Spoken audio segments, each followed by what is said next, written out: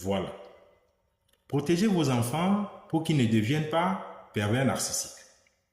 Dans ma précédente vidéo, je vous ai expliqué l'origine des troubles dont souffre le pervers narcissique.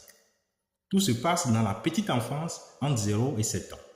C'est pourquoi vous devez savoir entre les mains de qui vous laissez vos enfants afin de vous assurer qu'ils ne sont pas victimes de tortures physiques et psychologiques derrière vous, pouvant leur créer des blessures émotionnelles.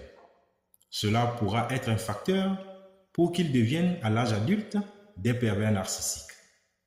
Par ailleurs, lorsqu'un des parents est un pervers narcissique, le danger même vit avec vous. Tout comme vous, vos enfants subissent les mêmes tortures physiques et psychologiques à travers les agissements de ce malade contre vous.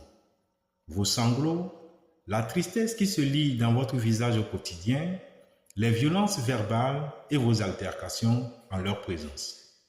Vous devez les protéger contre le parent pervers narcissique qui les néglige, qui les dénigre, qui les rabaisse, qui ne leur permet pas de s'exprimer sans être jugé, qui leur inflige des maltraitances morales en les isolant, en les enfermant, en les écartant de leurs proches, en ne répondant pas à leurs demandes d'attention et d'affection, en les refoulant toujours d'aller vers l'autre parent, en n'ayant jamais le temps de participer à la vie éducative des enfants.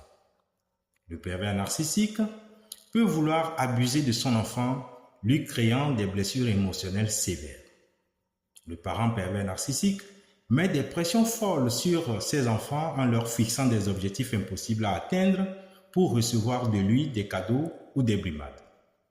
Le parent pervers narcissique instrumentalise ses enfants en les utilisant comme objet de chantage, appât et bouclier pour assouvir ses désirs malsains.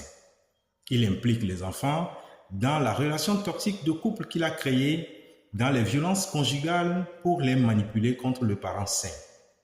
Il fait tout pour leur faire croire que le parent sain, le père ou la mère, est un méchant, un monstre ou un irresponsable.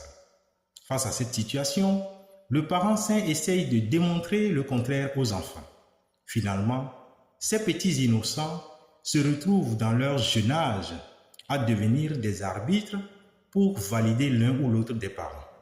Ce n'est pas leur rôle, car le faisant ainsi, vos enfants peuvent soit se replier sur eux-mêmes et ne plus exister, soit se débattre frénétiquement comme des oiseaux enfermés dans une pièce de verre. La crainte, c'est que les enfants qui s'exposent à ces violences psychologiques peuvent devenir des pervers narcissiques. Que faire? La suite dans mes prochaines vidéos.